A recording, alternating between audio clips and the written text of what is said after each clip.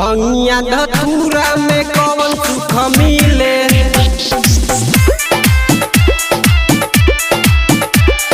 भंगिया धतूरा में कौन सुख मिले।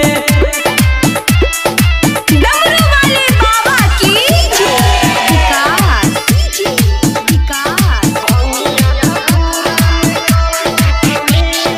मटियार कला सीतामढ़ी।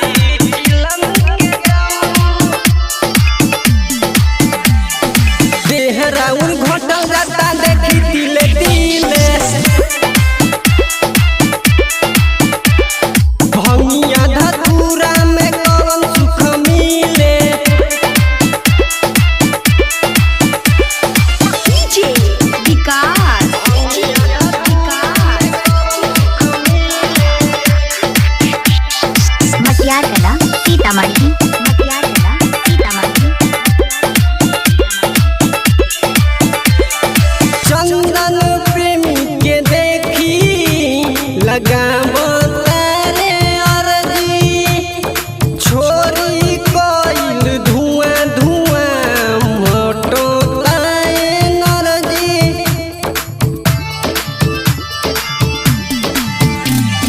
चंदन रवन के देखी लगाबो तारे अर्जी छोरी कोइल धुआं धुआं मोटो ताए नरजी।